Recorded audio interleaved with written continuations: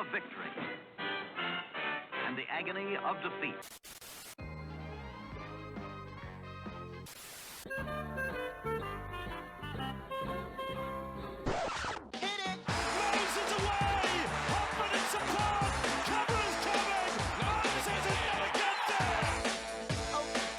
Madison, great ball around the corner, Penasini, he beats them all! Junior Polar out wide, bumped away from Trindle, Sharks coming through, none of them can hold this! Hello ladies and gentlemen, and welcome to a special edition of the Tip Sheet Podcast. As always, I'm your host John, also known as 4020. Right now I'm not joined by my good mate Sixties, aka the big fella, but he will be straight onto the podcast very shortly as part of our massive pre-recorded segment with our special guest, Andy Raymond. And what a special guest he was. A fantastic chat with one of the, I suppose, great Parramatta fans in the media. There aren't too many of them, but we got one of them on the show, and it was a wonderful chat. And I tell you what, it is always so fun to just talk to someone that is so passionate about rugby league and sports in general, because of course, Andy, not just a rugby league maniac, also a massive fan of boxing and a number of other sports in his long broadcasting career. And yeah, it was a really good chat, and I hope you guys enjoy it. And if you do, a like and a subscribe on YouTube will go a long way. And any platform that you're listening on, whether it's SoundCloud, I suppose Apple Podcasts, Spotify, some sort of positive review there always helps with the algorithm. Without too much more of a preamble and a waffle, I'll throw it over to our past selves with our recording on Monday, and I hope you guys enjoy it. Thank you very much. This episode of the Tip Sheet Podcast, proudly brought to you by Paraleagues, home of the Eels, and of course Star Partners Real Estate, Auburn, Narellan and Parramatta, is a special one because we're catching up with a man who is a respected multimedia professional, not just within the ranks of rugby league players and officials, but also with the fans. He spent 23 years at Fox Sports covering numerous sports, including rugby league, of course, and now hosts the Andy Raymond Unfiltered podcast.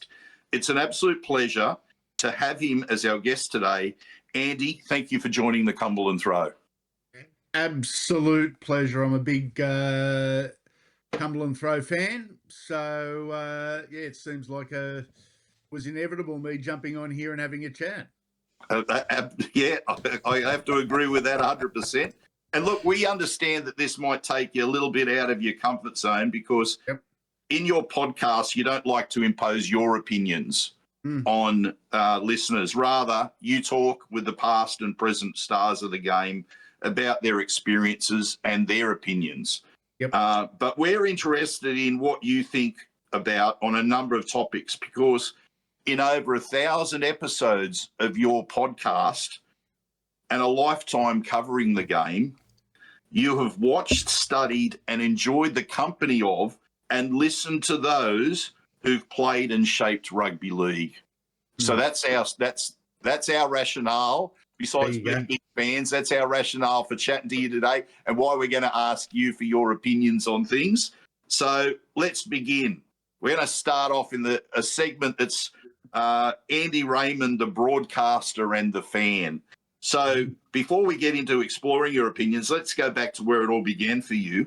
Where did you grow up, and how did your family shape the young Andy Raymond and your love of sport?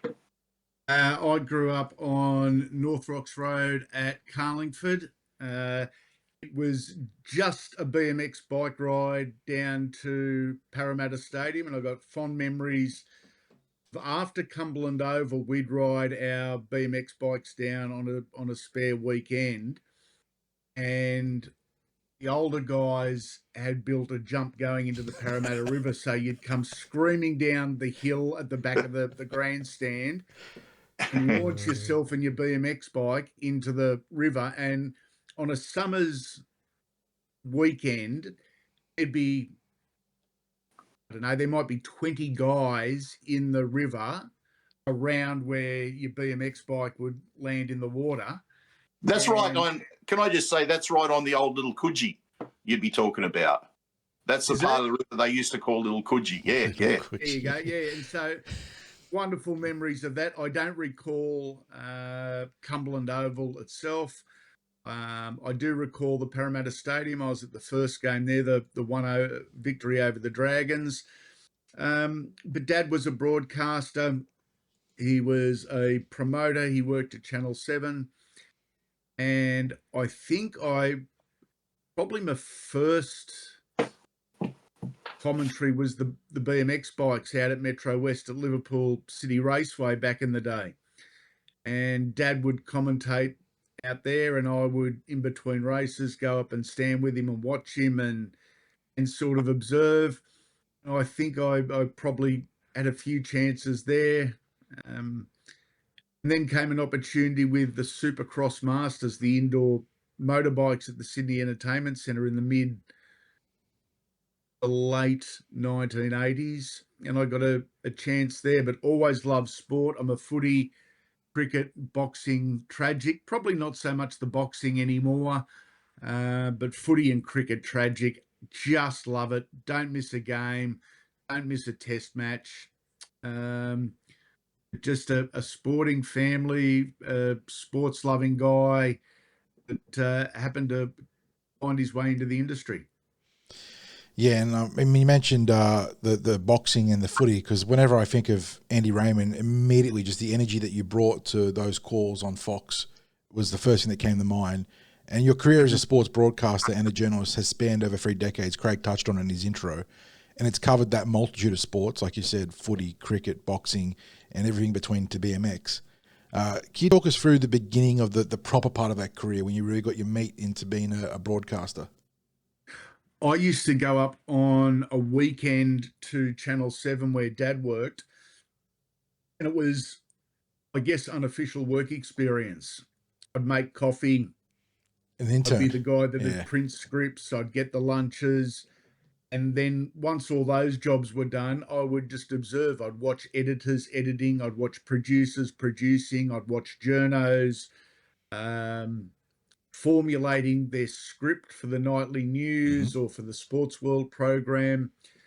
And the one thing I was really good at was absorbing information. We've all seen work experience kids over the year where they sit in the corner and they don't want to be there. Basically, just a shadow. It's not doing anything. Yep.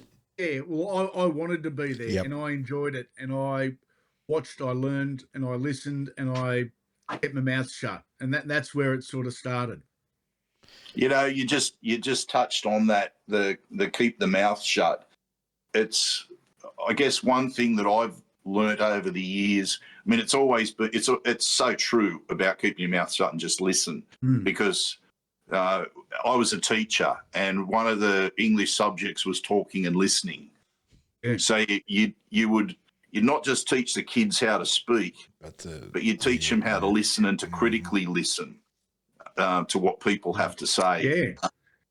Because that's where that learning occurs. And of course, there's different learning styles, and people do learn through. People might learn through reading. People might learn through observing or interacting, and others learn best through listening. You were able to combine the best of all those worlds in what you'd almost call an unofficial apprenticeship there.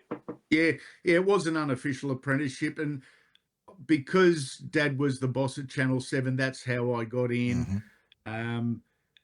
So I got the easy road in. But once I was there, I'm not going to say it was hard, because most of the guys were terrific with me, but I really had to earn their respect as an individual and not as a son.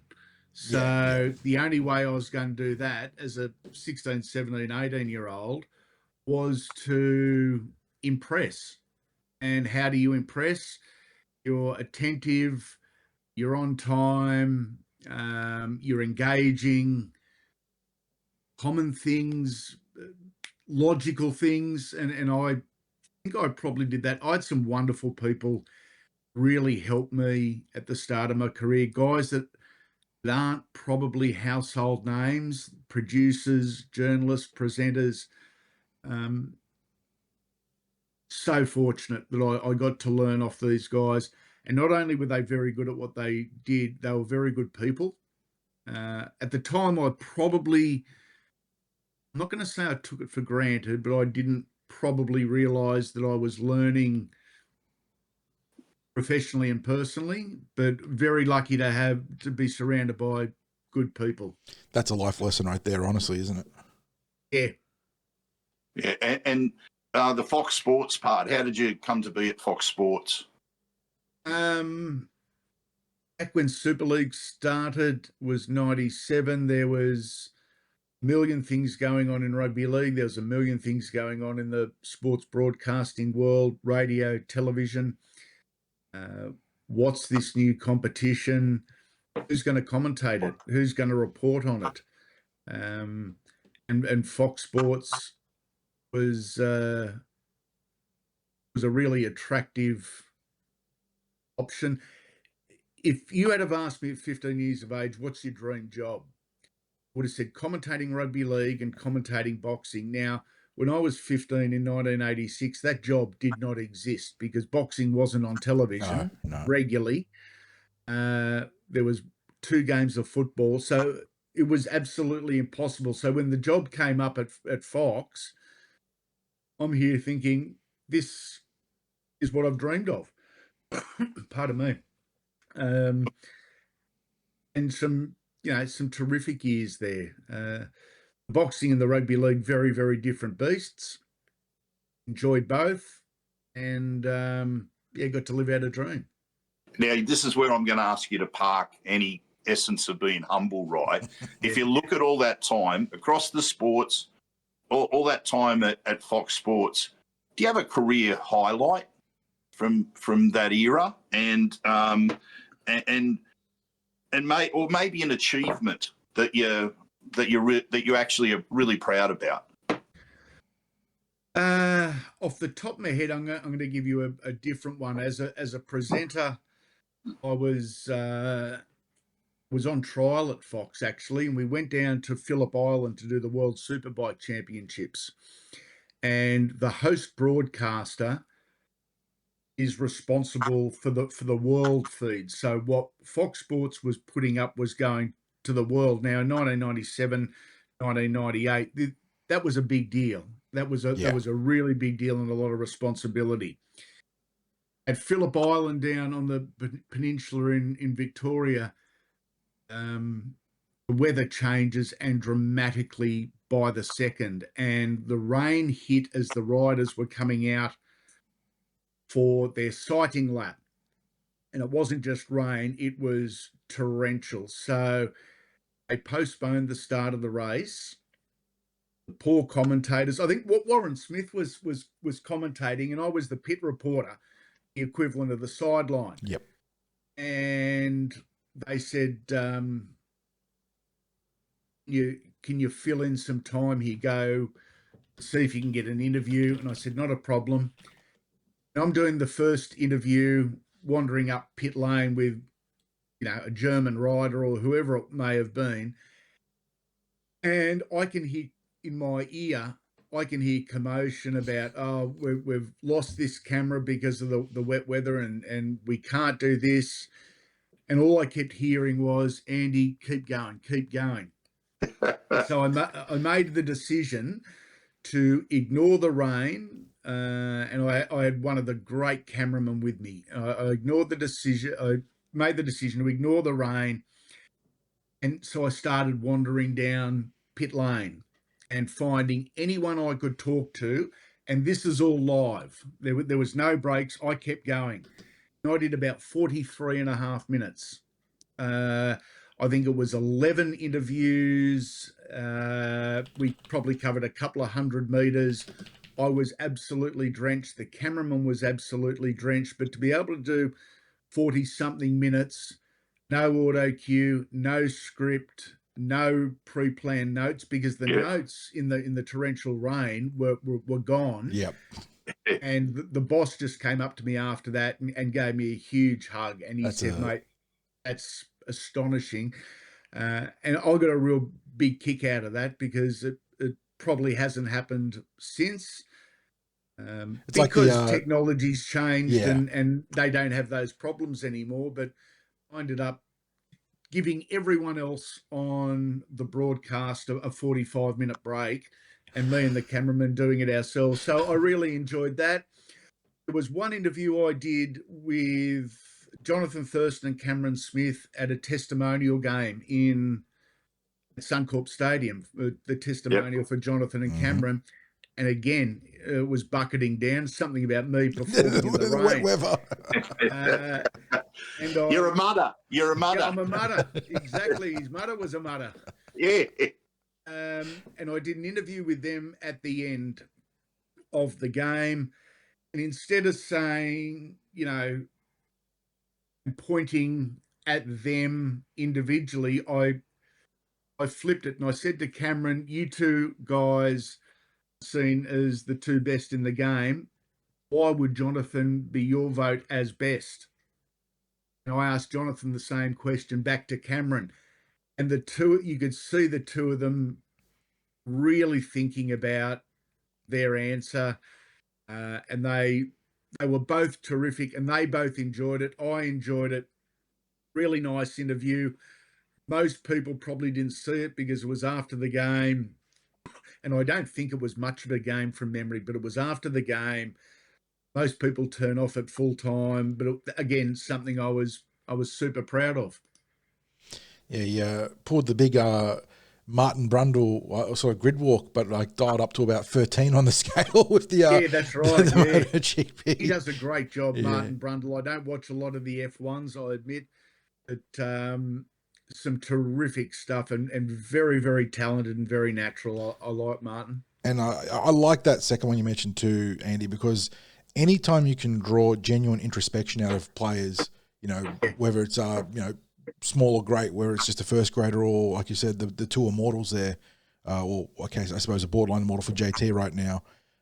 It's such a great moment, just as a conversationalist and as an interviewer. So really, really good shout out there. To get the players to say something that isn't just like your classic like sports media, like off the script sort of thing where they're going to have to give a generic answer. When you can draw out something pure, that's when you've done a good job. So really well put out there. And you sort of teed us up for this one too, because any journey in any profession, you almost never walk alone.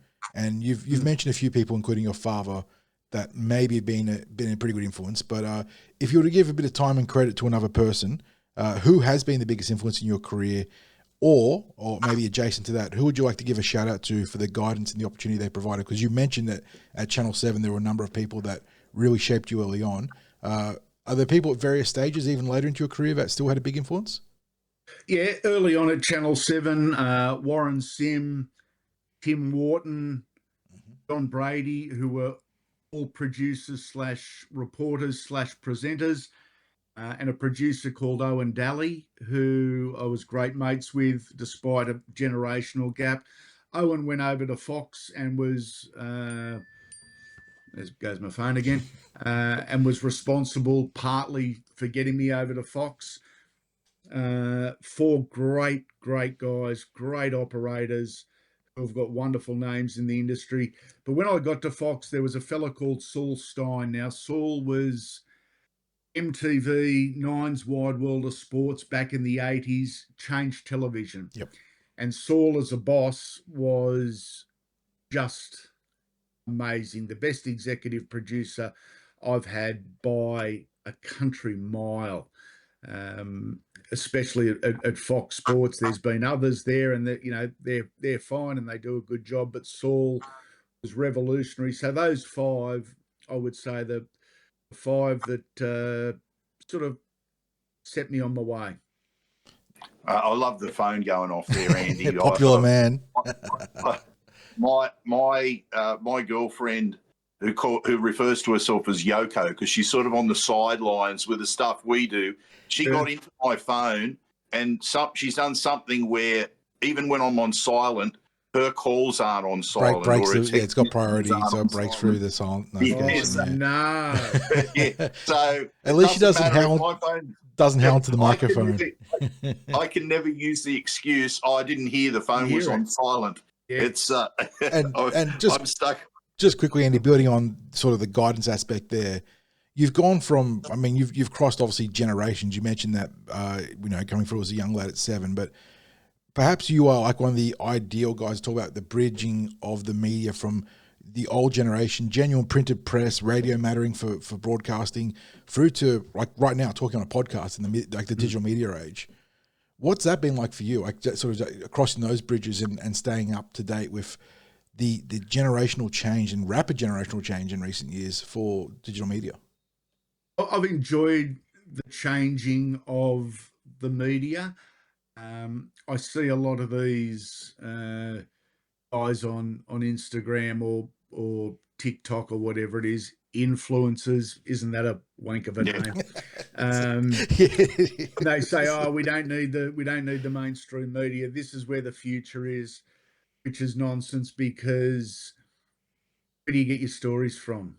There is no one or very few people or influencers break stories and keep us up to date on what's happening, who's going where, who's done what, who's suspended. It's been challenging. It's been enjoyable. I love the fact that there's more homes than just News Limited or Fairfax. It gives us the opportunity. I tell you what is so weird in this day and age, you see on social media, "Oh, I don't like Dean Ritchie as a journo. I don't like Michael Ennis as a commentator." Whatever it is, don't listen.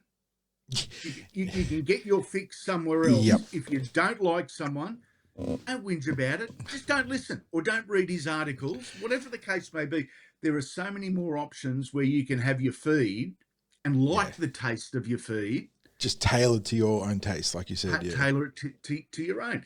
If you like talking footy with a sense of humour, okay, there's podcasts for that. Yep. If you like Supercoach, well, there's podcasts for that, or there's websites for that. It doesn't mean you've got to go to the Daily Telegraph page every single day for every single thing. You're 100% spot on. I think the variation's good, but don't frustrate yourself, guys and girls. If you don't like someone or you can't cop them, just find somewhere else. Don't digest the content.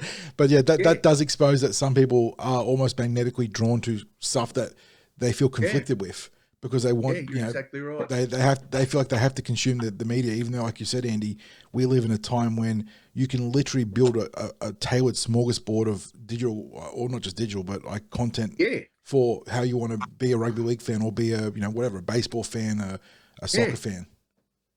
Some people love misery, Andy. Yeah, that's true. Yeah, it's always nice to have a good whinge about someone else in the distance, just to get it off the chest and vent and fire up and go and do your own thing.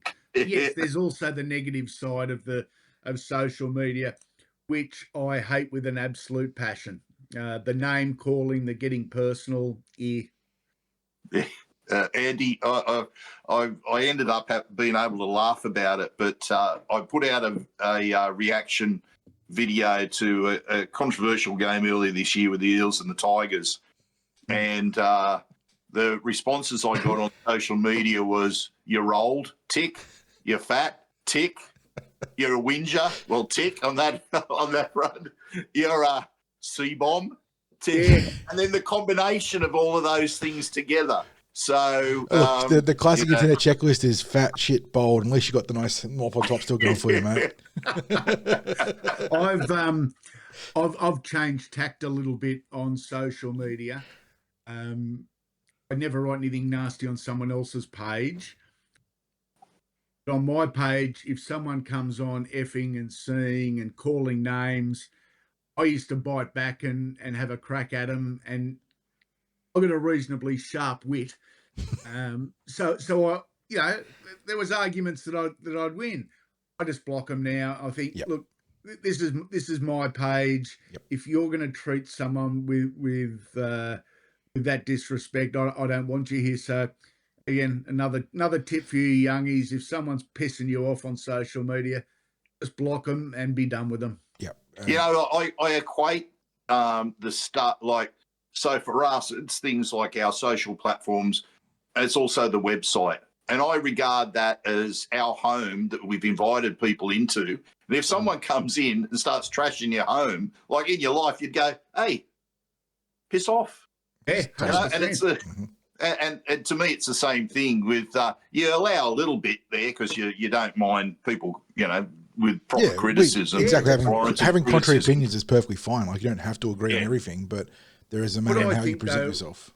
With league fans in particular, but sports fans in general, 99% of league fans, and this is to everyone listening, are just awesome people. And I would chat with them about whatever, whenever.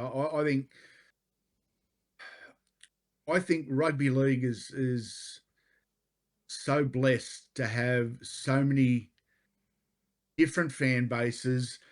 And I'm not talking about different fan bases as in supporting your team, just different people within those fan bases. And I think rugby league fans are bloody awesome in general, and always welcome for a chat on my pages.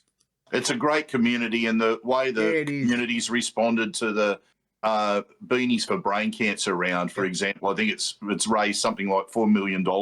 The turnout for Jai Arrow a couple of weeks ago. And the turnout for Jai Arrow, and rugby league supporters in those instances see themselves as a community first and foremost. When those things happen, they don't see themselves as Para supporters, as Manly supporters, as Brisbane supporters. They're rugby league, and so when someone's doing it tough, everyone rallies and gets behind because of the fact that we are a community, and that's well said, Andy. So let's get to a question and a passion that three of us and all of our listeners share, which is rugby league and the Parramatta Eels. Oh. So when did you... This is enough to give you a headache, isn't it? It's a twisted love. It's a twisted love. Well, we'll try and keep it about the love rather than the agony, right? So when did your love for rugby league and the Parramatta Eels begin? I think it was probably just the fact we're only sort of 10, 15 minutes away from Parramatta Stadium. Mum and Dad were both footy fans. Mum still is. I think it was just the fact I was in the area. It was the early 80s. Parramatta was winning. How attractive is that? You know, you're a young kid in the area, your team's winning. It'd be like growing up in Cogra in 1964. With the legendary 11-timers, Yeah, the 11-timers there. You know, all your heroes are right there. Why do I need to go and support another team? And I think back in the day, or back a couple of generations, you would just naturally support your local team. I don't know if that's always the case anymore, because some people, as fans, they like Reece Walsh as a young bloke, so they've followed Walsh from the Warriors to the Broncos.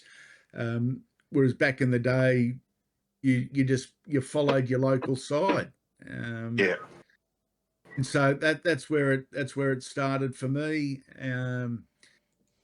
You can see in the background here, that's the 1986 jersey, half Para, half Canterbury. That was my first grand final. That was the first game I actually remember, I think. Great time to be alive. Geez, it's been tough since. Yeah. We always talk about in the podcast, I'm a bicentenary baby, so born in 88, I managed to just miss all the action in the 80s. But look, I like to sort of comfort myself with the idea that the tough times make the good time that will come eventually that much sweeter. It'll be terrific when it happens. It does get a tough sell sometimes, and I've been privileged enough that the NFL team I support and the Seahawks has won a couple in that period, which helps. But it is a tough sell to fans sometimes. But it is. Look, I don't know if I support the veracity of the old statement that good artists create and great artists steal, but channeling that kind of energy, we're going to have a little turnabout moment with you, because you put this question to Dennis Fitzgerald, but we're going to flip it onto you. The 1980s Eels premiership winning team, where do you place that team in the history of the game, in the pantheon of great teams? because you mentioned the St. George Dragons back then. No Illawarra back in that stage, of course. But the Eels, one of the genuine rugby league dynasties, and obviously we've got the present day Panthers. How do you gauge that team and where they stand? Where I have them at the moment, and that could change. I've got the Dragons from 56 to 66 or 67, whatever it was. I've got them at number 1. Yep. I've got Parramatta early 80s number 2, and I've got current day Penrith number 3. There would be an argument for having current day Penrith in front of Para.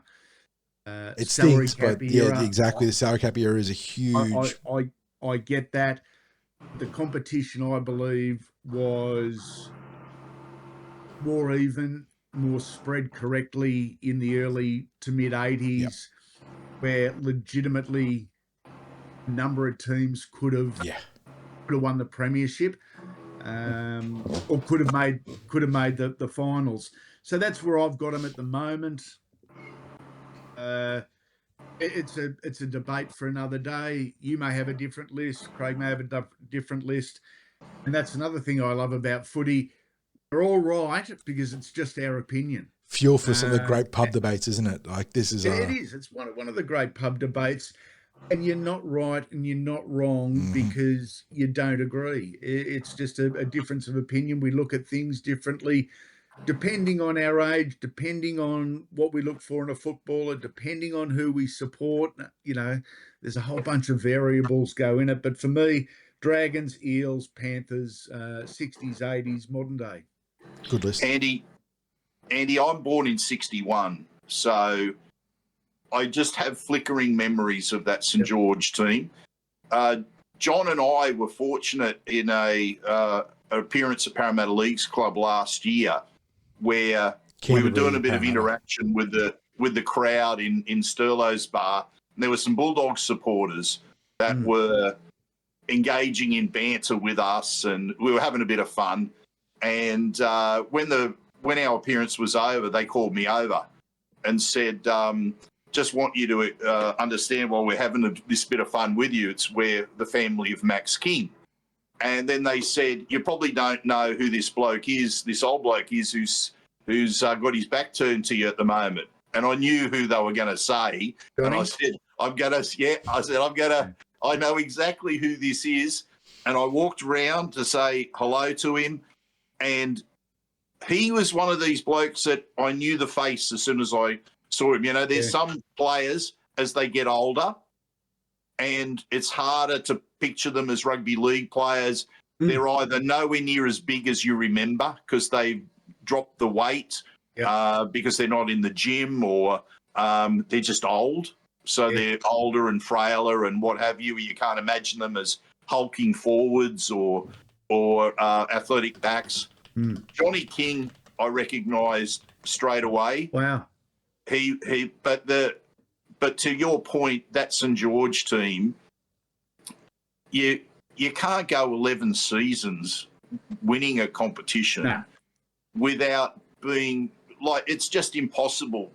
If you can't imagine it ever being replicated, without being considered the absolute epitome of different, even considering a different rule set and whatnot. Just 11 years is just, you don't see it in any professional code. No, they had to change the rules. Yeah, they had to change the rules because of how dominant the Dragons were. And I've probably got the same order as what you do there, Andy, and I understand as well the argument that the Panthers can make. But like you, I think that early 80s, when you're talking about the challenge that was coming from teams like Manly, the Roosters, Newtown even in 81, the Bulldogs, St. George. There were some really no salary cap, but the actual competitive parity was insane back in that period. Yeah, it was amazing how it sort of happened and how it worked. The fact there wasn't a salary cap, some sides were absolutely stacked, but it was still close. Pretty cool. Now, the talking about premiership wins, we had the chance to we had Daniel Mortimer as our guest on the weekend just gone at Parramatta Leagues Club. No, I shouldn't say the weekend, Thursday night. Long weekend, mate. But yeah, but we're going to first of all put the same question to you before we talk about what Daniel's response was, and it's the 2009 debate. With Melbourne being stripped of the title, should the Eels have been awarded the title in retrospect? I say no. I get why some people would say yes. I understand that. No, I'm not going to argue with it either. I would say no, only because I pictured myself trying to absorb what that would mean, and it felt shallow. And I know they were cheating, and it wasn't the players on the field; it was the administration. I know they were cheating, but we got second. To be awarded first later, yeah, bit shallow for me. And again, I could probably change my mind pretty quickly on that one. That's how it goes, isn't it? Yeah. Yeah, I don't think so. Well, it's interesting because I was exactly in your point of view as well, because I thought you don't win it on the day, you don't get to hold the trophy up on the day, you don't get a lap of honour on the day, you don't get to experience the victory that comes and all of that excitement that comes with a grand final win. And then I put the same question to Daniel Mortimer, and he goes, "Hell yeah, I'd take the title. Yeah, Getting a premiership ring, maybe an unofficial parade down Church Street. Yeah, absolutely, I'd take it." How can you argue with that? No. How can you? I recently did an interview with another of the 2009 side. He said exactly the same thing. Absolutely. They should have given it to us the day after. The day after the salary cap cheating or rorting was uncovered, it should have happened right then. Yep. I can see his point, and I could see and I could feel the emotion. Still, I think it'd be a shallow one, but I can definitely. As a fan, it's so interesting reflecting back on it too. For me, again, missing out in the 80s. We obviously had the 98, wasn't the grand final, but the heartbreak there. As a young kid, the 01 final, devastating, but I was young. I was like, yeah, they'll be back. Took them a while to get there. 22, we just mentioned Penrith being one of the great dynasties of all time. The Eels were a very good team that just ran into a buzzsaw. I think in another non-dynasty team, maybe you win that grand final. 09 was the one that left me feeling so hollow, though. Catching the train out of the Olympic Park, just the Para fans around you, just everyone was so hollowed out. And there was excitement for the year because, you had Justin Paul coming, Tamana Tahu coming back, I think it was. But, see, how would we be feeling? Say something happened after Melbourne were caught and we were awarded the grand final and the premiership. As we sit here now, would we be saying, "Oh, it's only been 15 years since our premiership," or would we be still saying 40? Okay, it's been 40 years, but there was also 2009, which we got awarded. Yeah, I don't know if it'd be quite the band-aid that any of us Eels fans needed. I think you're probably right on that. No, so true. Yep. So true.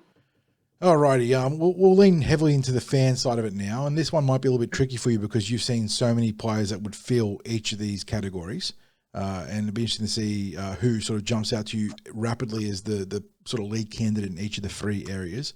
But of all the Eels players you've watched across the decades, across these categories, who would you rate the best for each fit as the most talented, the toughest, and then I suppose a more nebulous, just the greatest?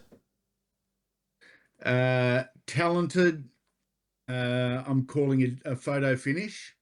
I think it's actually going to be a dead heat between Brett Kenny and Jared Hayne. Jared's a polarising young kid. I get that. I've been mates with him from before his debut and still mates today. I love the young bloke who has made some poor decisions at different times. But as for talent, oh, my goodness, he's in my all-time dream team, put it that way. So there's your talent. What was the next one? Tough? The toughest. Yeah. Ray Price. And didn't even have to think about it.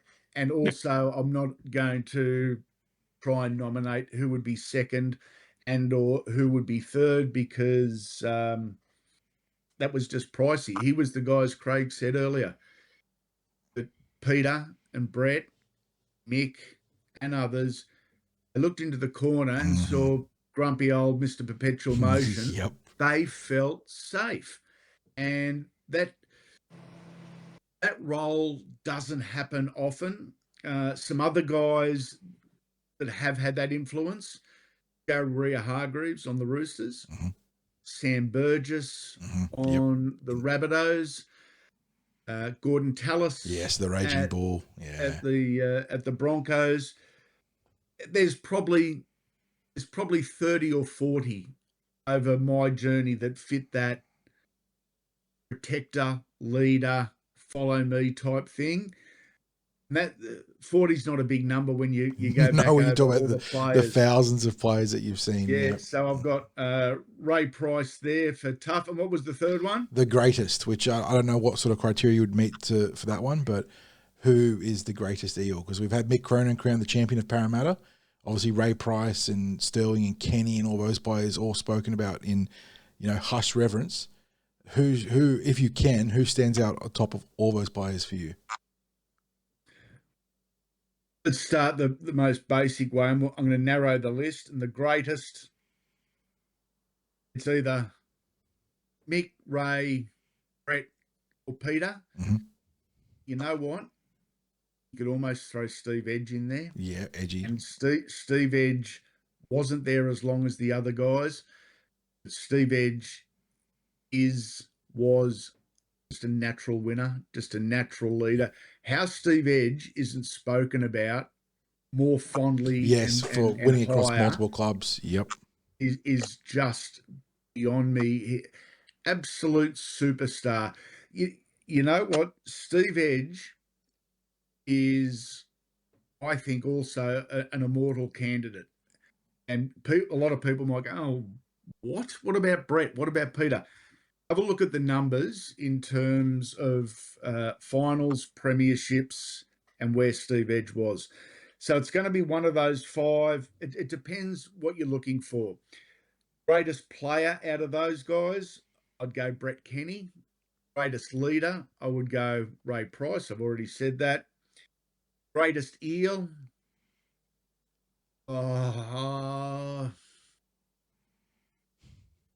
Brett.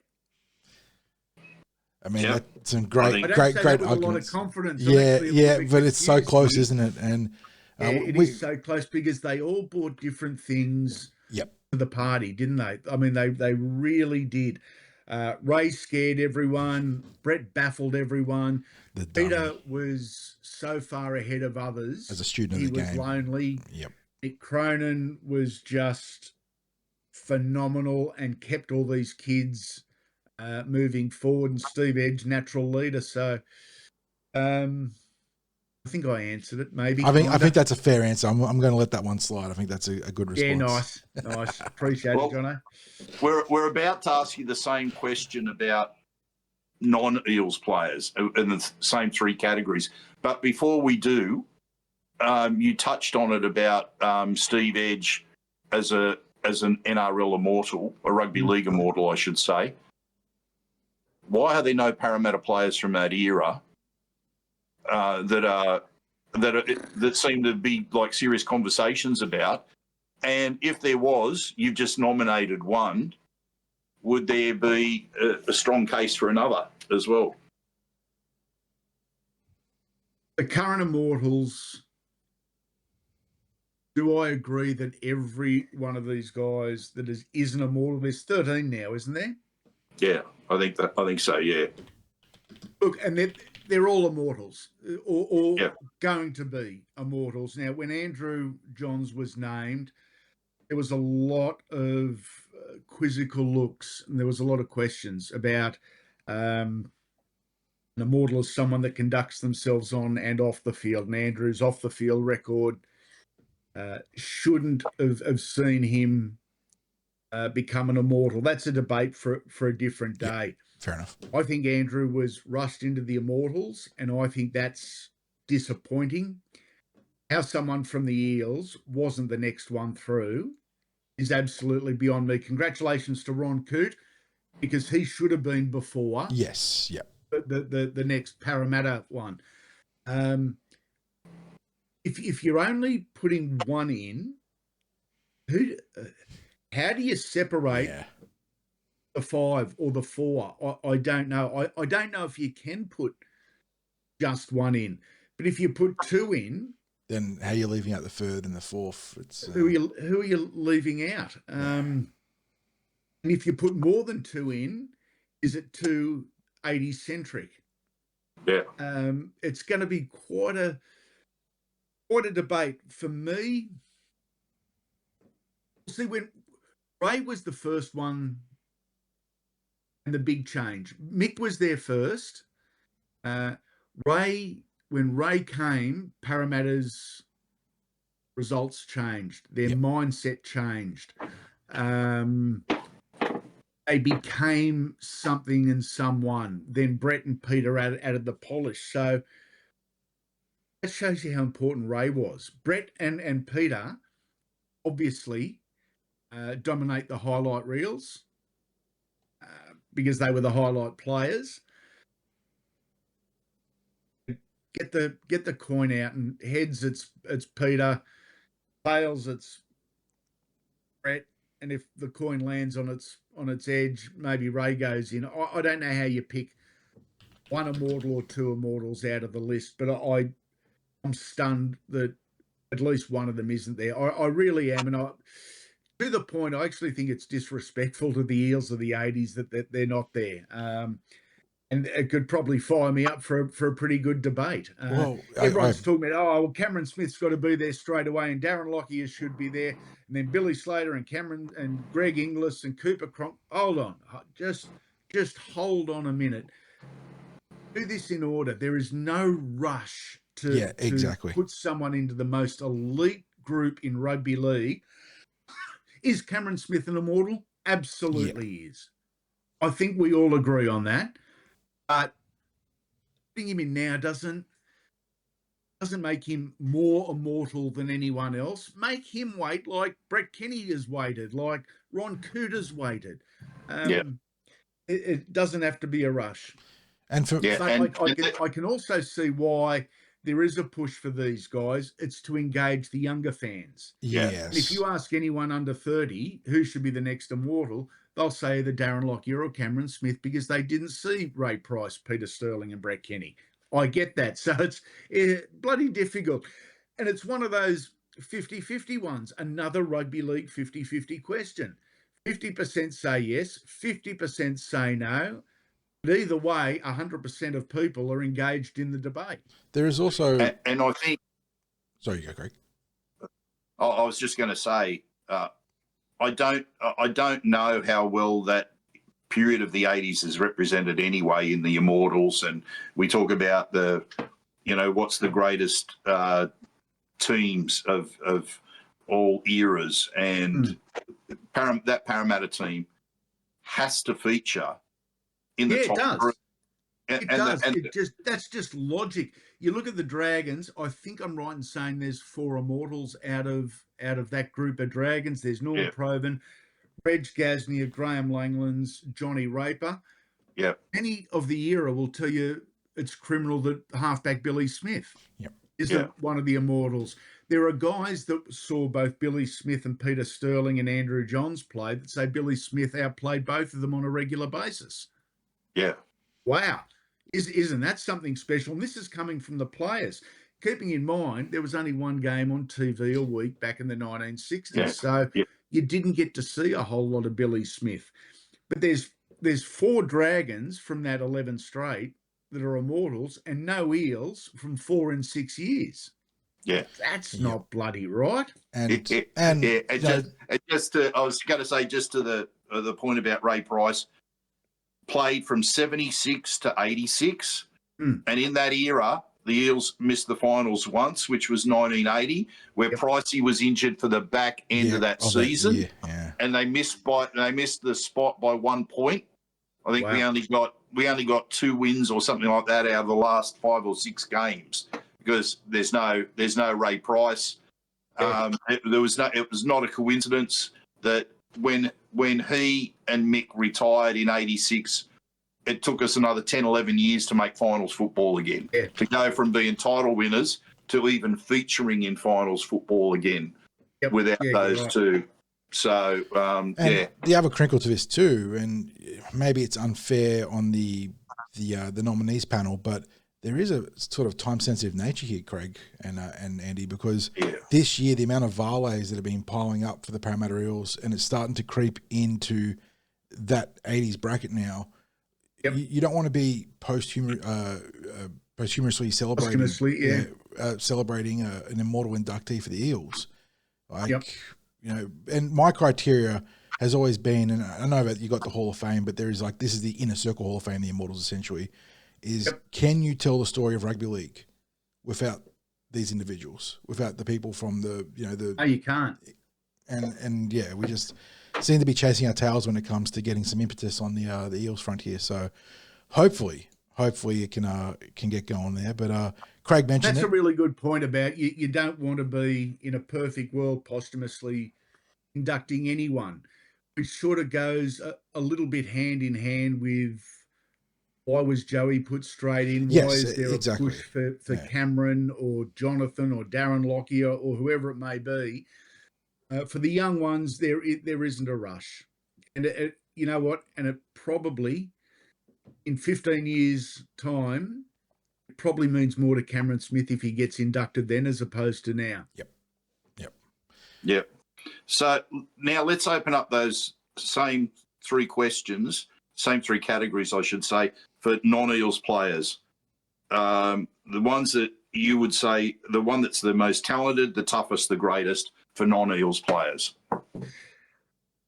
Payne and Kenny have got to be right up on the list, not just Eels, in all rugby league. I mean, they've got to be super close to most talented.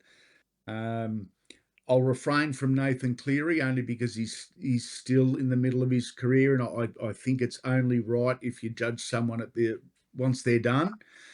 I'm happy to go with Jared and Brett in that one. Tough. Wow. Who's tougher than Ray Price? I mean, seriously, Ray played early to mid 80 kilos. Yeah. Johnny Sattler springs to mind, I guess. Johnny Sattler, Terry Randall, Malcolm Reilly. A list for potentially who is the toughest it goes on and on and on. There's been some wonderfully tough guys. In fact, anyone that gets to first grade. We say that people really sleep on how tough it is to get to first grade. Yeah, exactly. The greatest, I've named my goat, and it surprised a few people. The my goat, so therefore greatest, is Laurie Daly. What he did, how he did it on both sides of the ball, and the fact that his hammies and his knee was that bad, I still don't think we ever got to see the very best of Laurie Daly, which is scary what could have been. So, yeah. Another fearsome team, those 90 Raiders as well, 90s Raiders. Oh, weren't they? Yeah. Let's now go into our next segment, Andy. Now, this is either going to be a massive podcast or we've got the ideal breakup for the episodes, right? So this is now rugby league, the game and the media that we're getting into. Okay. For you, when was the greatest era in rugby league? And is that your opinion as a fan or as a broadcaster? And would your opinion be different putting on either fan or broadcaster hat? Really good question. I'm going to say Only ask the questions, Andy. Oh, there you go. I'm going to say the greatest era was early to mid '80s, only because I'm a paratragic, and if I didn't say that, I'd be lying to myself. Different eras, different strengths. What I'm finding in my own self now, as I get older, there's more weaknesses within the game than there was. There's probably just as many strengths every era or every year, but there's more weaknesses and more things to have a crack at. That's as a fan that I would say the early to mid '80s.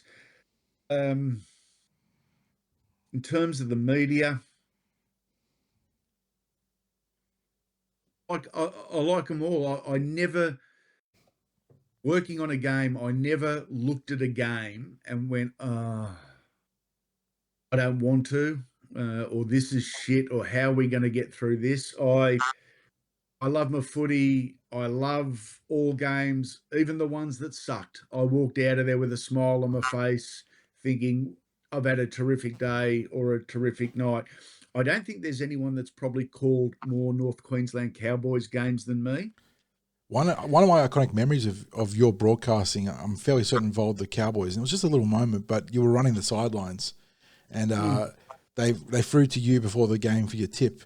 And it was at Parramatta Stadium before the knockdown for what was then Bankwest and now Combank. And you gave your tip, and it was just simple, like the head says Cowboys, but the heart says the Eels. And I think we ended up winning that one 18-16 or something along those lines. It was a close win. And that just stuck with me for years, because just the energy you delivered it with was just perfect. It was also, I don't know if it was a Monday night game. Yeah, was it a Monday game? Yeah. Para and North Queensland at Parramatta, where North Queensland came back and scored 5 or 6 tries. Oh, yeah, I know what game you're talking about. Minutes. Yeah. Absolutely. We don't talk about that. Do you have to make us relive nightmares, Andy? Up 30 to what was like 6 or something like that, and losing that one. And you could see it coming, you could feel it coming. Yeah. It's like, no. It was in the air. You could just feel it. It was crazy. Yeah. Yeah, I think that was the one where did Semi drop the ball off a 20-meter tap, and then that was that might be that one. And then Gavin Cooper that was just the remember what I had for breakfast, let alone a game. Gavin Cooper feasted that night. Yeah. Now, changes to the game. I mean, it happens a lot, and especially more so in recent times. But over the last 5 decades, NRL Rugby League, because it wasn't NRL going back that far, has changed incredibly. Money's changed. The rules have changed plenty. Positions have changed. Coverage has changed. So let's explore some of those concepts. And firstly, the money, because you mentioned Super League earlier in the podcast, Andy. But the Super League changed money, broadcasting rights, player salaries. People often circle that as one of the great divides for rugby league, and the code. Oh, yeah. Code, obviously, how much was it set back? How much has it recovered? We're now 30 years, almost bang on. Was it a revolution that improved rugby league? Where do we stand this long after Super League? I've done a heap of interviews with former players where we've discussed Super League at length, different opinions, different theories. And what I've come down to within myself was the right idea, terrible execution. So 30 years on, they're trying to grow the game again to have 20 teams. Yep. When money went up, professionalism came in, they were looking at 10 teams. I think 10 teams was the ultimate destination for the power brokers. There's a lot of sense in that. Can we do it again and cull teams to 10? No, we can't. We wouldn't lose the game, but we would affect too many fans, too many people. So right theory, they just went about it the wrong way. Whether it would have succeeded by sitting down over a boardroom table and working it out that way, we will never, ever know. But News Limited came in with their hands up, throwing punches, and the ARL responded. What a nightmare of a time that was. But 30 years later, have we learned? Have we learned? We're going back out to 20 teams, and I don't think. I think the appetite's there for 10 games a weekend, but I don't think the talent is. And I think there's going to be 6 sides every year that are distinctly below everyone. Also ran, I think there's yeah. going to be. I think there's probably going to be 2 or 4 sides that are going to be distinctly above everyone. There's going to be 10 sides in the middle that are battling for the final places. I don't know if that's a great place. And I keep going back. I'm not a soccer guy, but I keep going back to the Premier League, where every year there's only 3 or 4 sides that can win it, and the rest are just there collecting sponsorship money and ticket revenue. But really, it's 3 or 4 sides that can win it. And I don't want rugby league to get to that point. Andy, my concern about the current expansion is that you used that you said before, what was it? Right idea, wrong execution. Yep. Was that effect, right? Now, if their idea, if we give them the a little bit of breathing space or some acknowledgement that their idea is right. Now, we don't necessarily say that it is, but if their idea is right, again, the execution, where you've got 2 new franchises coming in with completely different rules that apply to them and their recruitment, and it's like changes are being done on the run, like the latest assistance for the Perth Bears, like that. Yeah. What was it, an extra $500,000 or whatever it is? For 3 years, I think it is, or whatever the mandate was. Yeah. So that's just been decided. They're supposed to be starting next year, and it's just been decided. I would imagine internally and privately, the Perth Bears, since the announcement of PNG and the dispensation, etc., for PNG, I would imagine the Bears are fuming because they have been left out to dry. Huge, in my opinion. I know, I agree strongly. Making changes now to their cap, as you said, Jono.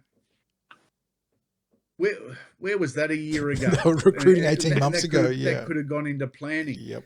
I feel for the Bears, and I think history tells us we need new sides to be not winning but competitive, and not a whipping boy for the first 5 years. That's going to be tough. That is going to be really, really tough for the Bears not to be the whipping boys for the first couple of seasons. Yep, agreed. Yeah, you'd love them. You'd love new teams to be as strong and competitive as the Storm were from the time that they hit. And what a story it'd be for Perth and or PNG. In their first year, they finished 9th or 10th. They just missed the finals. Second year, they scrape in and finish 7th or 8th. Then you've got a platform to build on for both clubs on and off the field. I think that's probably where you should be looking. Do you want a team to come in and win the premiership in year 1? No. No. You don't need a Las Vegas Golden Knights. You've done something. You've given them too much leeway. You've gone too far to the other side of the spectrum. Exactly. Yeah, that's exactly right. So, difficult one. Again, terrific 50-50 rugby league debate. 50% of the people say, yep, 50% say no, but everyone's interested in the debate. Andy, let's push on now to rules. There's been far too many changes, even on a yearly basis, to cover. So let's limit the discussion to 2 rules. And when I say 2 rules, I'm going to ask you to nominate which rule change has been the greatest benefit to the game, in your opinion. And on the flip side, is there a rule that you'd roll back without any hesitation? Yeah, 6 again, or the interpretation of 6 again. 6 again has got a place in the game, but its place, in my opinion, is far too prominent now, and the 6 again has turned the whole thing into it got explained to me the other day as the T20 of the rugby league Yep. that I grew up on. Yep. And I laughed my head off. I thought that was brilliant. It's changed it too much for me, and it has also put more pressure on the officials, which we should be trying to minimise, and not put the pressure on the refs. It's deciding games. 6 again is deciding games, and 6 agains in the 20th minute or the 30th minute, and a string of them has an impact at the 80th minute, and that's to me that is just crazy. A rule that I absolutely love. To be honest, nothing springs to mind. I'm of the belief I'd like to see them wind back on the 6 again, and then I would like to see them put a pause on all changes. Yep. We should be protecting the players and the players' heads yes. at all costs. And that's a penalty. I wouldn't be against 5-minute or a 2-set sin binning for certain things. The power play sort of like 10 minutes is 10 minutes in the bin is tough for a minor infringement. I agree. It can be devastating to the flow of the game based on minor repeated infractions, or just an unfortunate piece of foul play that doesn't warrant a full 10-minute sin binning. I think if something's intentional and you whack someone on the beak, if it's intentional, 10 minutes is right. If it's an accident but you've caught them and hurt them, maybe 5 minutes is better. Again, subjective, and another great debate. Not right, not wrong. I'll do a bit of self-promotion with my online pseudonym that I use and throw out the 4020 is one of my favoured rule changes that they brought in. Simple, I do like it. Gives you an expansion of the attacking repertoire, but also adds complexity in defensive positioning for the wingers and the fullback. That one was beautiful. I don't think we need a 2040. I think that's just like almost getting cute for the sake of it. But interesting with the 2040, it really hasn't been used. No, once in not even a blue moon. Yeah, by anyone. And there's those games where a side gets pinned down and you're struggling to get out of your own 20, and it's almost like we can't kick because no one's ever kicked before out of this position and tried to turn defence into attack. It's a huge gamble. I get that. But say State of Origin where they're just smashing each other. The game's fast. The 10 metres is more like 8.5. It's a guideline, yeah. It's a guideline. It'd take a big set of balls to have a crack at a 2040. Mm-hmm. But, geez, it's an option. Andy, I sometimes wonder too, because you actually stole the line I was going to use, that I think when a coach shows a big set of balls and goes for the unexpected in our game, we might get the next revolution in how the game's played. And I think it applies to 2040s. I also think it applies to kickoffs. I'm not talking about contested kickoffs. I'm talking about if you have a look at the position of the defending team off a kickoff, how easy would it be to either drill the ball into touch or to go a little short grubber? There were two sides over this most recent off-season that went deep into experimenting with kickoffs. The current is let's kick to one corner or the other corner and try and get them into that corner. Yep. No one's going down the middle with the threat of the goalpost there, putting off a fullback or playing interference. Yeah. There's a heap of sideline. There's no trickery. The two sides had a real good look at it over the off-season. I was super excited to see what would happen at the start of the season. nothing. Whether they are holding it back until later in the year, but I think there's room for experimentation from the kickoff, something a little different. I think working against us on the kickoff and working against us on the 2040 theory, most coaches, I believe, coaching conservatively. Yep.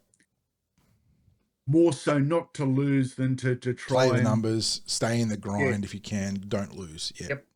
Yeah. But why don't we get like clubs, and maybe we can shout out to our own club here. If you're not going to play finals football, shake the game up with some of this sort of stuff. Like face the ball backwards on the tee, kick the blazers out of it, because you know what that last bounce can do. Yeah. As it's heading to a player, it can do that kick over the head. One thing that won't happen is they're not going to be able to attack from trying to gather a ball in that circumstance. That's right. Because it's going to be an awkward pickup. But anyway, we're not coaches, Andy. We don't get to. It's above our pay grade. We're all frustrated coaches. So when two teams, when there's a kickoff situation, you can see Spencer Lenu or Nathan Brown or whoever it is, the front rower, down there getting himself ready because they know the ball is going down that side. The half and the 5/8 and the next ball runner and the next ball runner can all position themselves immediately where they need to be to make it easy. If you kick off to someone else, you are interrupting the attacking thoughts and the attacking process of what will be the ball carrying team. At the moment, kickoffs tailor-made to the side getting the ball because you know where it's coming and you know what you can do for the set of six. You can actually plan your set of six before the kickoff. How bizarre. Whereas kicking off to the other side of the field or kicking off short, completely shorts out any opportunity of formulating a plan. You go to any pre-season and you'll see them drilling. Yeah. All of that sort of that, all that just the totally expected. And I've watched some pre-season sessions outside of Parramatta. It's no different. And the coaches who come in, you get to change your coach. They're practicing the same things. Yeah. It's just so it's almost knowledge, it's almost like an unwritten code between the coaches, isn't it? Like we're going to do these this. are the unwritten rules of engagement. Exactly. Now, this will be a good one because we mentioned positions, but there probably isn't a position that hasn't experienced change in that 5-decade window that we sort of opened up with. And that goes from traditional roles and including the left and right edge and the separation of responsibilities there. There's hookers not hooking. There's what's been asked of the back five and edge defenders and the changing attacking shapes and defensive countermeasures that have come with it, block plays and whatnot. Which position there, Andy, do you believe has undergone the most revolutionary change when you consider the 13 different roles on the on the park and even the importance of the bench too? Okay, I'm going to narrow it down. I'm going to go lock, winger, hooker.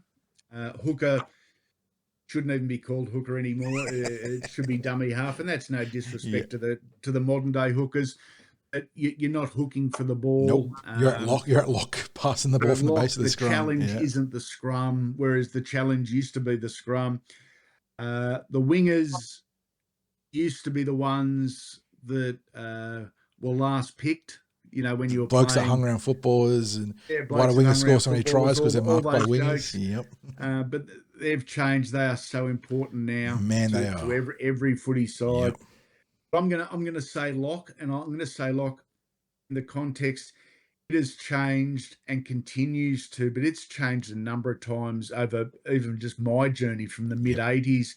It was originally the cover defender. Yes, was the lock forward and or the halfback, depending on what team you were playing in.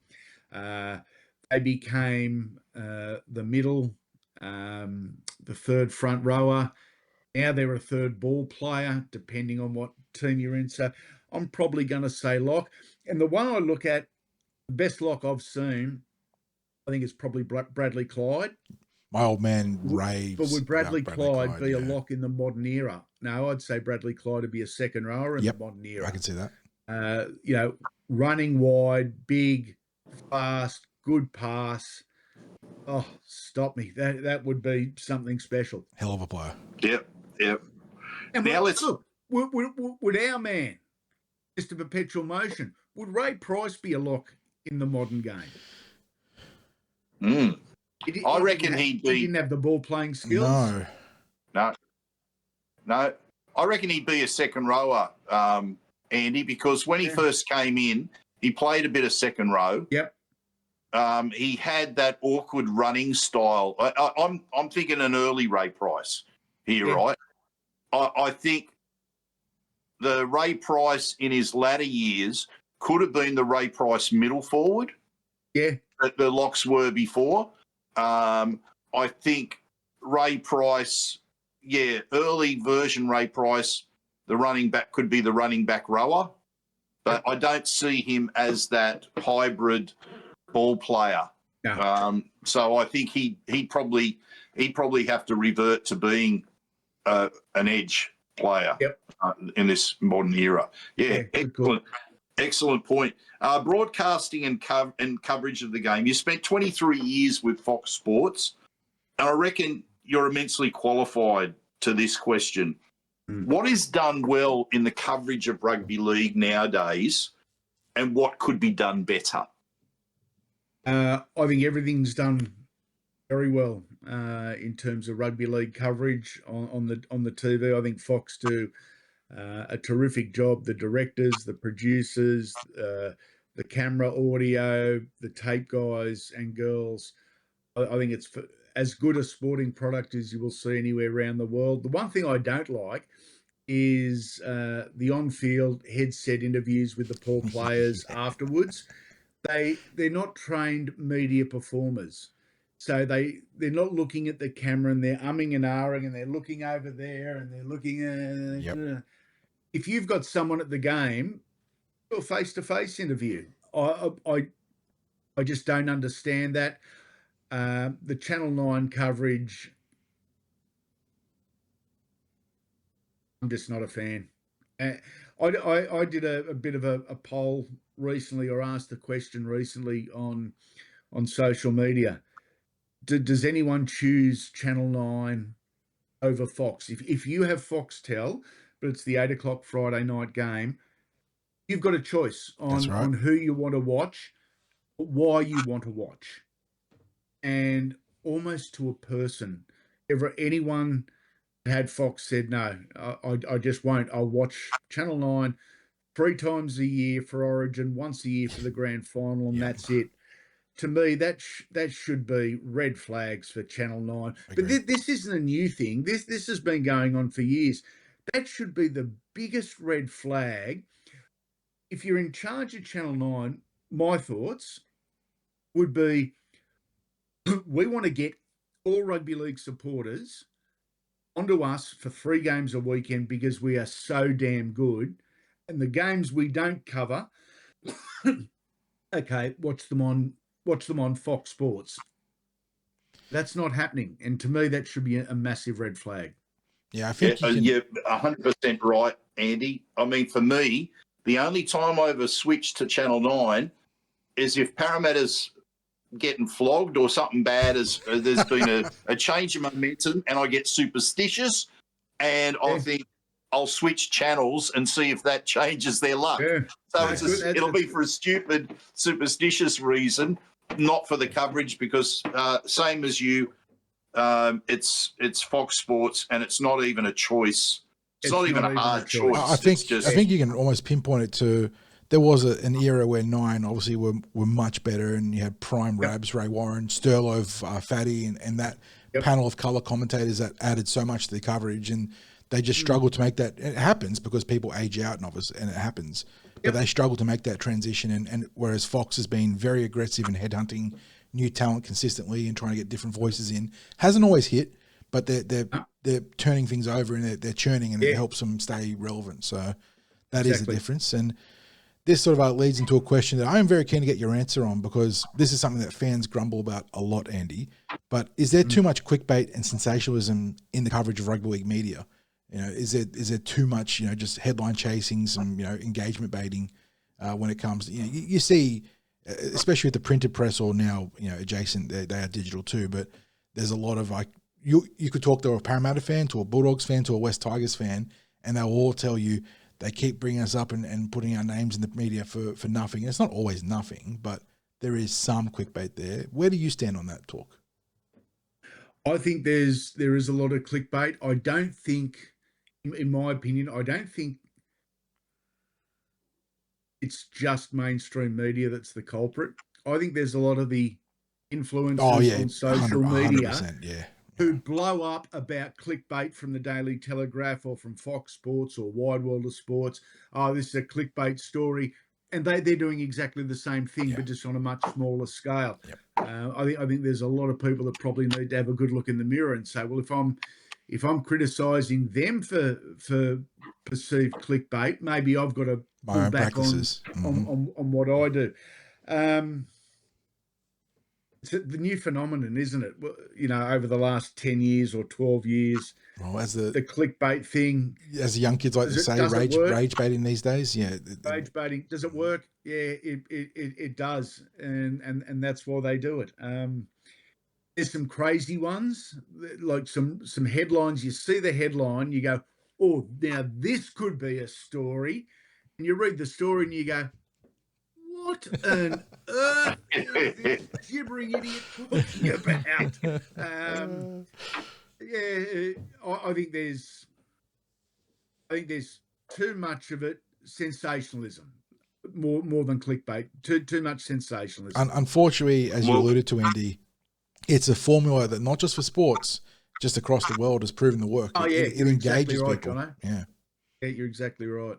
And just as a side note, there was a time where journalists wouldn't touch certain parts of the game, like the behind-the-scenes stuff with players and what have you. And I know there's journalists who still operate under those same sort of ethics. Maybe not too many, but I think there are, because there was a time when the journos would go on tour with players, and it was the old maxim of what goes on tour stays on tour. There wouldn't be reports. They could have journos could go and share a beer with the players and what have you. And I suspect that you have been someone who's been able to enjoy relationships with players over the years because you've understood, and I'm maybe making this assumption, Andy, but I can only assume it from listening to your podcasts and how the players open up to you. And it is like a conversation that you're having with them. It's not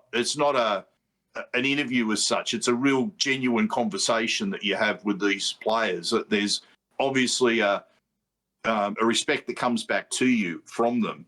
I've done 8 tours of New Zealand with Australian football sides, and I've done a tour of England, and it was a 6-week tour of England, the 2000 World Cup. I'll give you 2 examples of how I operated. In New Zealand one year, Wayne Bennett was the coach, and for whatever reason, there was something else on in Auckland, and the entire city was booked out for the week. As it ended up, the Australian Kangaroos are on the 4th floor of the Hilton or whatever it was, and I'm on the 4th floor of the Hilton. Too close for my liking, because I don't want to be in their face. I don't want them in my face. So I went down the hallway. I knocked on Wayne's door and I said, "Mate, quick heads up. I'm on this floor. I'm not overly happy about it, but it's not going to bother me. What happens here stays here, but that goes both ways. You don't tell stories about me. I don't tell stories about any of your blokes."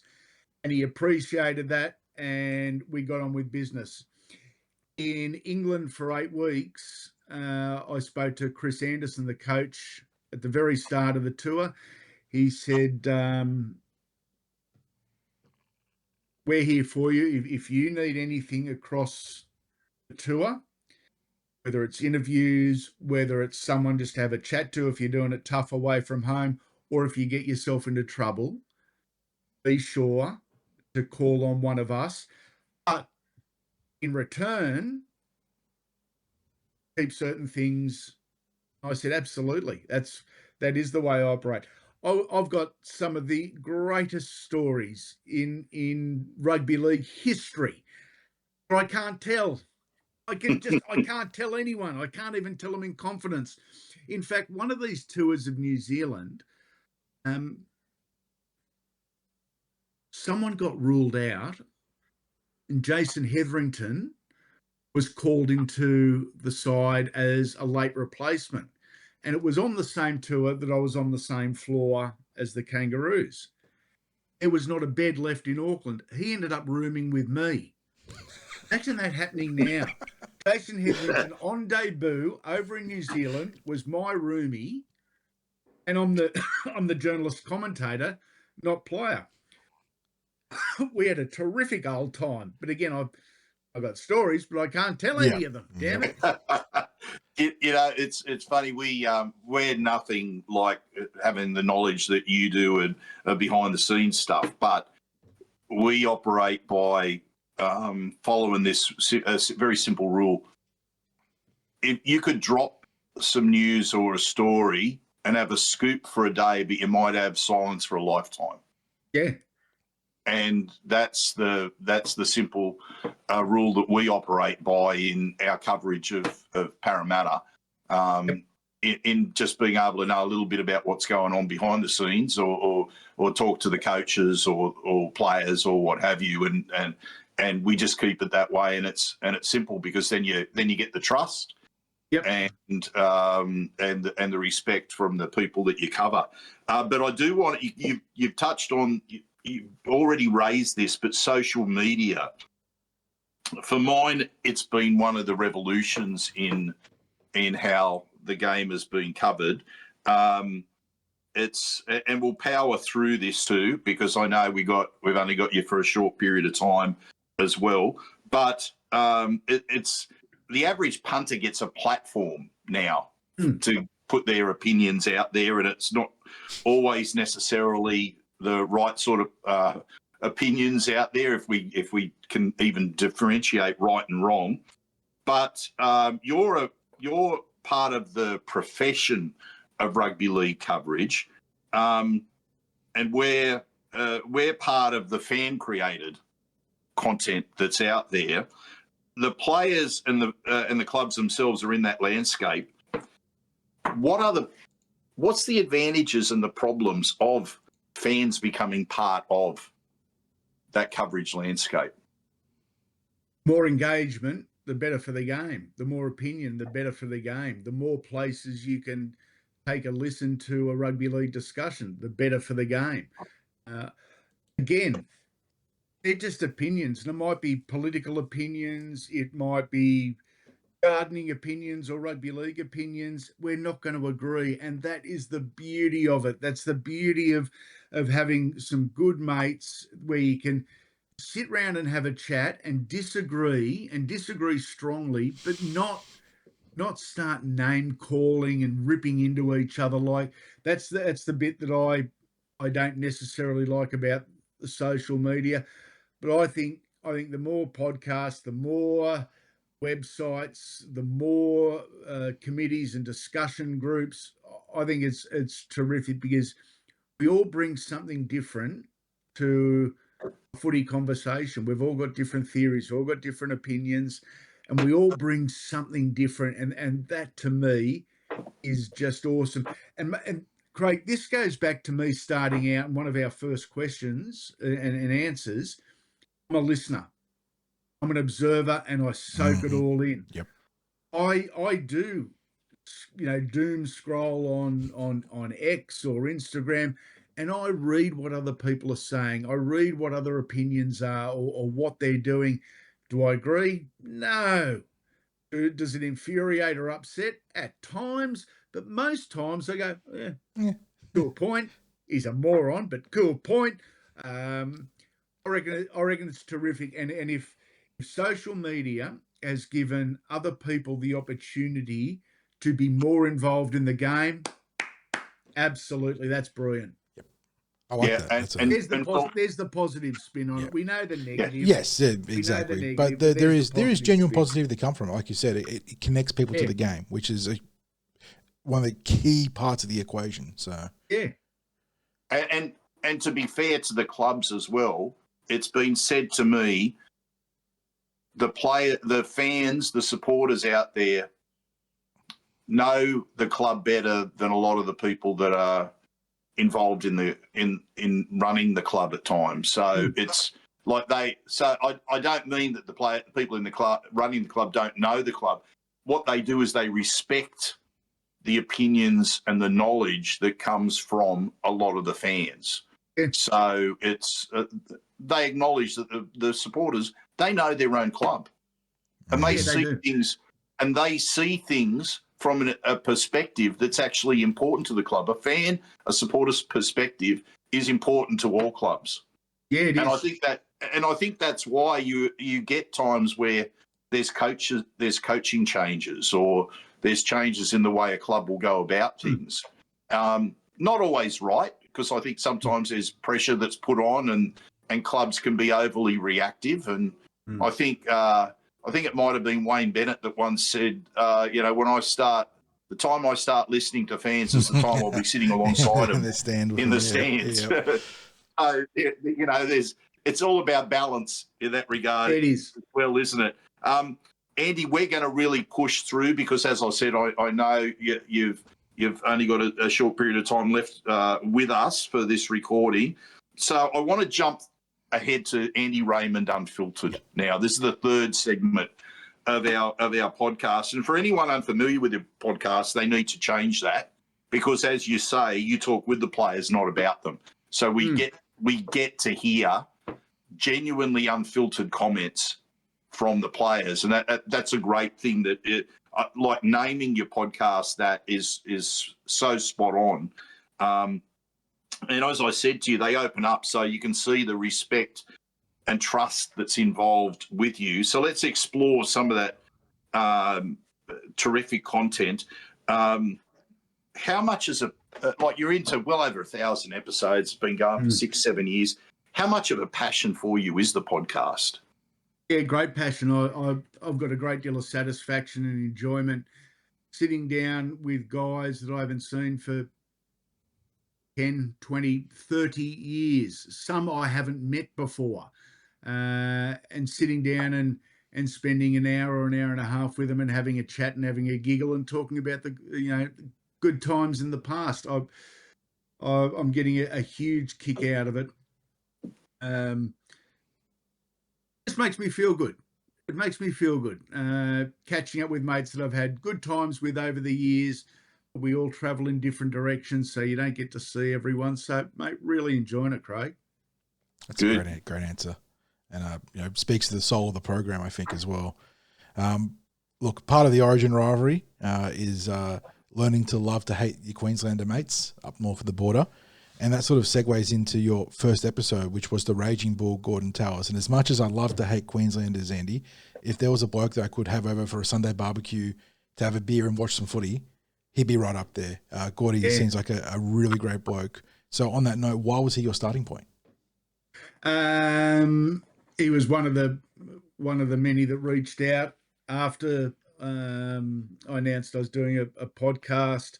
I came up with the idea that I was going to do a podcast, and he said, "Oh, mate, I'm in." And he was one of a bunch of guys that even before it started, I've been mates with Gordy for 30 years, so it was a really easy starting point. He was going to be forgiving in terms of this buffhead trying to set up a couple of microphones and an audio desk at his house.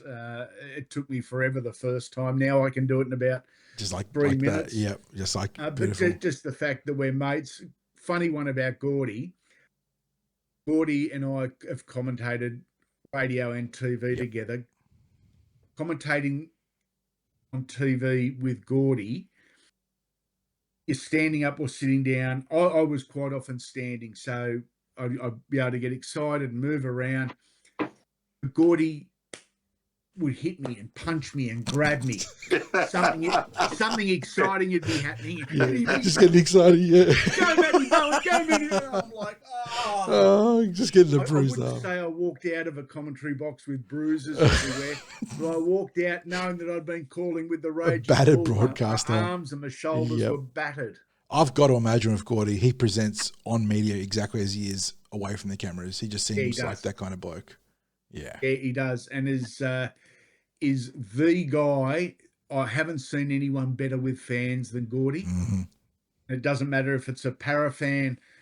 It doesn't matter if it's a Broncos, a New South Wales, Queensland fan. He is terrific with fans. He's engaging. He's funny. He'll have a talk. He'll take the piss out of you in a nice way. Yes. Just a really good fella. Now, I'm going to send a quick message to John. I'm just going to be skipping ahead a little bit here, John. That's all good. In our sequence. So you've interviewed a multitude of past players across different eras, in addition to current players. So what I'm curious about is, do you notice any difference between the players of yesterday and the players of today, either as interview subject or in their attitude towards the game? A lot of the older blokes, because they're not in the rugby league bubble anymore, they can tell you the stories, and they don't have to play the politically correct game that is 2026. The players now are media trained, media savvy, media governed. I don't know how you put it, but the issue is they can become a little bit robotic with their answers, and that's not the fault of the players. That's the clubs and the media organisations, making sure no one says the wrong thing and upsets a sponsor or whatever the case may be.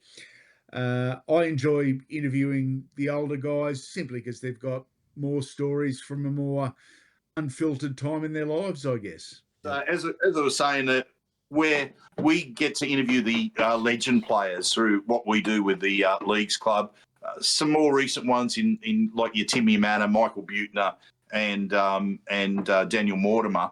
But what we found is in a common thread with the players of the past is how humble they are. Yeah.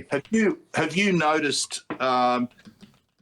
And if so, out of all the interviews that you've done, is there one that stands out to you as being the most surprisingly humble?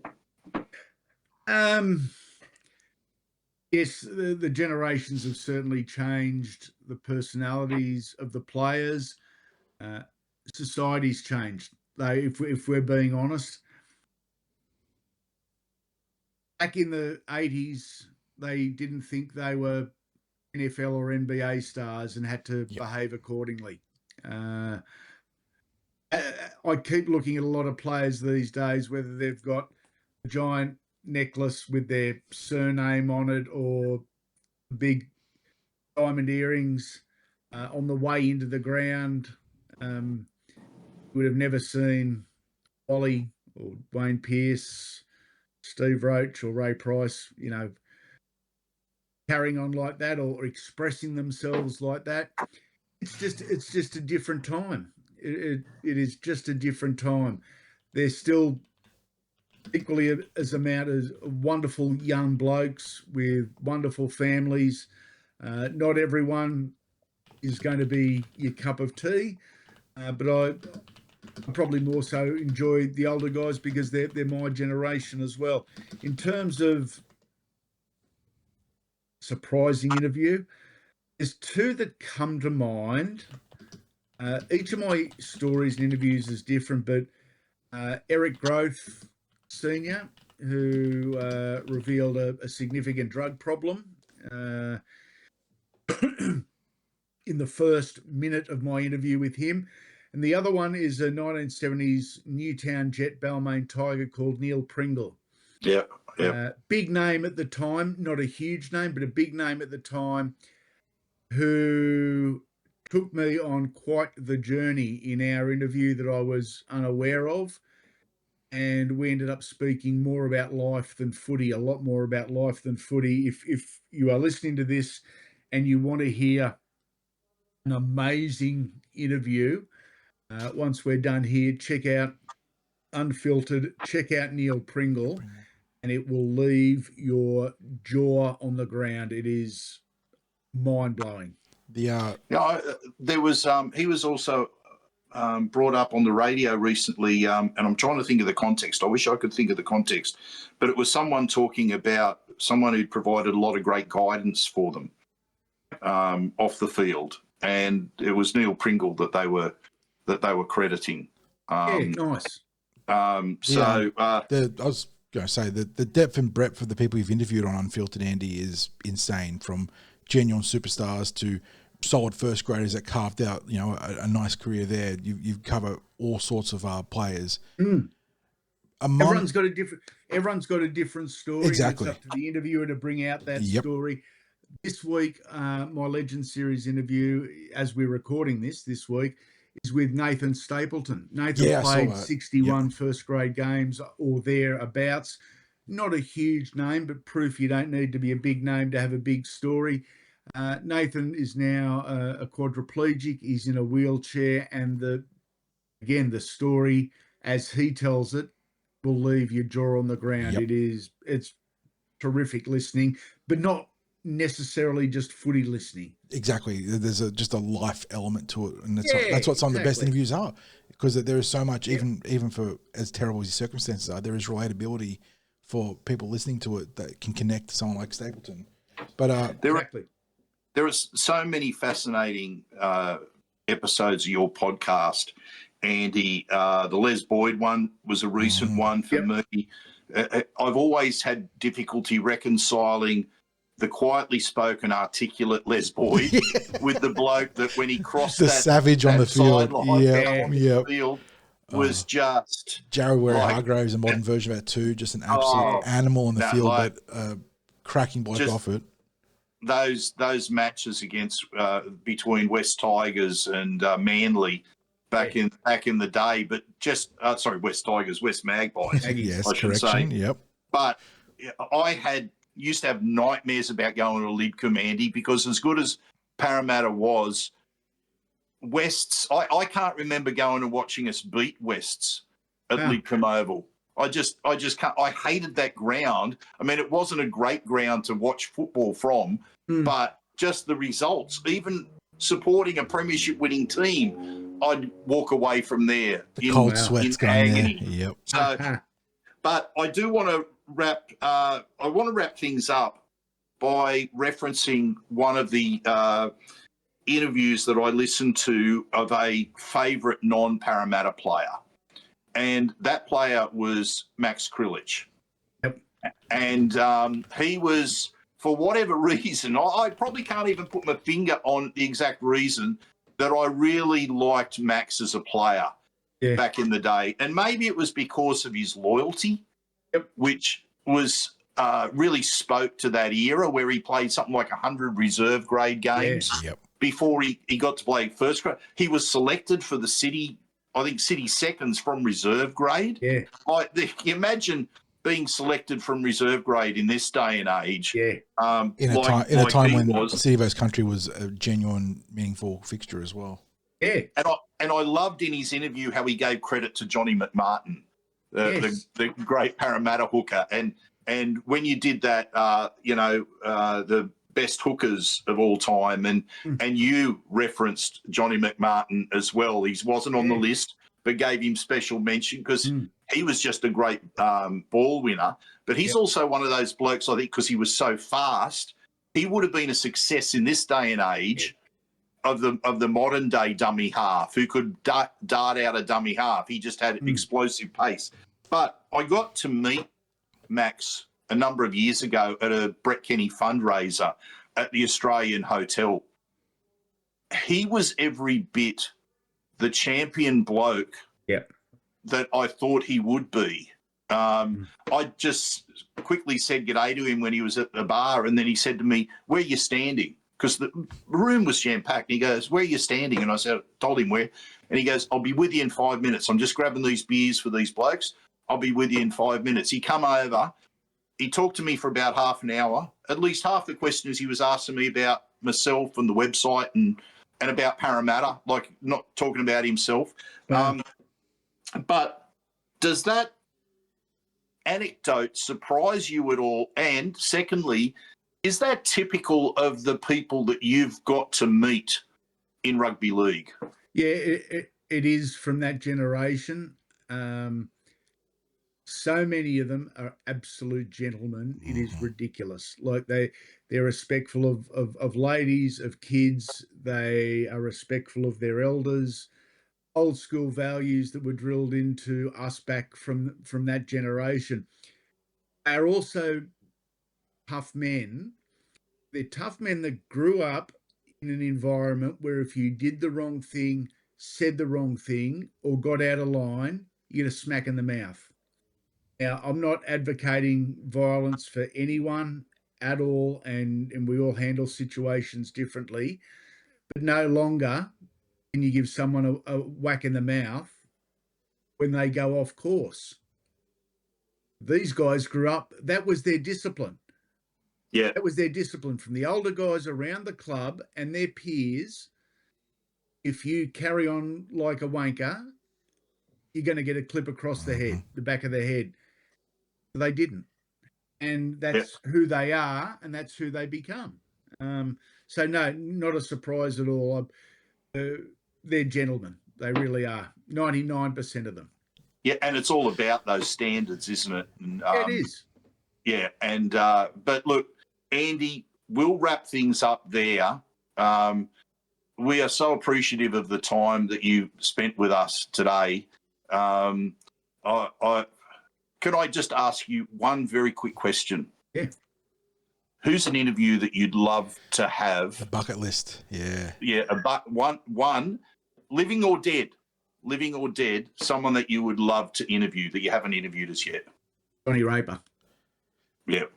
Yeah. Because I think the life stories would outweigh the playing stories and the footy stories, which is, I always see as an important mix. So, yeah, maybe it's a bit left field, but Johnny Raper. Oh, well, and maybe I've heard whispers maybe he actually wasn't the person in the bowler hat, but he took the credit for it. That he took the credit for it, and that worked in his favour. Yeah, Andy, look again. Thank you so much. Thank you for sharing your fascinating insights with the Cumberland Throw. We encourage everyone that's listening to this to go and check out Andy Raymond Unfiltered, because you're not going to find a better podcast. You're not going to find players so relaxed, so open, so unfiltered in their chats in a podcast. And, of course, Andy, you have to say this, go you mighty Eels. Oh, you mighty bloody Eels. Yes, Thank you very much for having me, Cumberland Throw crew. To anyone that has sat through the last little while, I hope it's given you a decent little insight. Thank you for supporting myself. Thank you for supporting Craig, Jono, and the crew at the Cumberland Throw. And thank you most of all for supporting our beloved Parramatta Eels.